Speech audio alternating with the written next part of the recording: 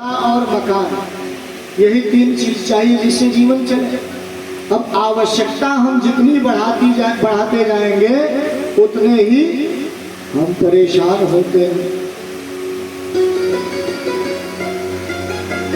संसार में भगवान ने जीवन जीने के लिए सारी व्यवस्थाएं कर दी हैं।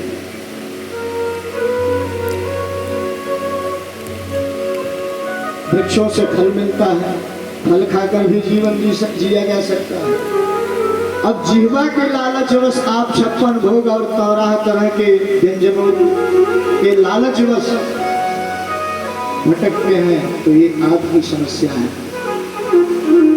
जल चाहिए, भगवान ने झरने और नदियां बहा दी। वस्त्र चाहिए, वृक्षों से बनकर वस्त्र पत्ते आदि धारण करके जिया जा सकता है। रहने के लिए पहाड़ों में गुफाएं देती हैं। जीवन जीने के लिए यही तो चाहिए, लेकिन हमारी आवश्यकताएं बढ़ती जाती हैं। आवश्यकताओं के चक्कर में हम विषयों में फंसते जा रहे हैं। कैसे? दलदल में कोई गिर जाए और जितना बचने का प्रयास करता है उतना धंसता चला जाता है। वैसे इस संसार में विषयों में जो आसक्त हो गया तो वो जितना भी प्रयास करता है वो फंसता ही चला जाता है। देखिए, मन की शुद्धि के लिए सबसे प्रथम उपाय है आहार की शुद्धि। जैसा खावे अन्न वैसा बने मन। अग्नि में जब हवन किया जाता है तो अग्निदेव प्रसन्न होते हैं, देवताओं को हवि पहुंचाते हैं। एक अग्निदेव वो है जो देवताओं को प्रसन्न करते हैं, एक अग्निदेव है जो हमारे उदर में बैठे हैं। इसका नाम है जठराग्नि।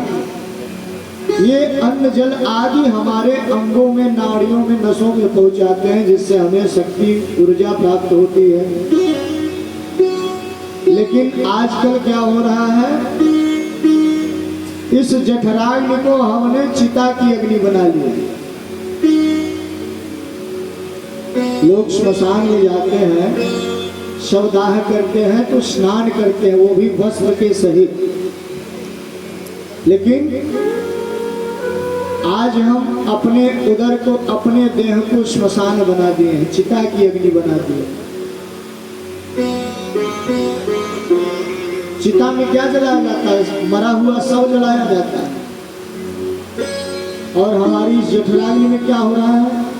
यहाँ भी मुर्दे डाले जा रहे हैं, मरे हुए जीव पहुंचाए जा रहे हैं। तो सोचिए क्या होगा। चिता की अग्नि से आप आते हैं तो स्नान करते हैं, और जब अपने देह को ही आप श्मशान भूमि बना लिए हैं तो क्या होगा? कहाँ से मन विचार शुद्ध हो पाएंगे? इसलिए अपने मन विचारों को शुद्ध करिए और आहार की शुद्धि रखिए। जब आहार की शुद्धि होगी तो अपने आप मन और विचार शुद्ध हो जाएंगे। जैसा खावे अन्न वैसा बने मन, और जैसा पीवे पानी वैसे बने वाणी। दिन रात मनुष्य हाय हाय करता है, नून लकड़ी के गोरख धंधे में पूरा जीवन चौपट कर देता है। एक दो पीढ़ी नहीं, 7-7 पीढ़ियों की व्यवस्था करने में लगा रहता है। इतनी चिंता। अरे भैया, इतनी चिंता करके क्या करोगे? पूत सपूत का धन संचय, पूत कपूत का धन संचय। अगर पुत्र सुपुत्र होगा तो अपने भाग्य अपने कर्म से स्वयं बना लेगा, और कहीं कुपुत्र निकल गया तो आप कितना भी बना कर रखिए, सब धुंधकारी की तरह चौपट कर देगा। इसलिए विचार करके रहना चाहिए और ज्यादा प्रयास नहीं करना चाहिए।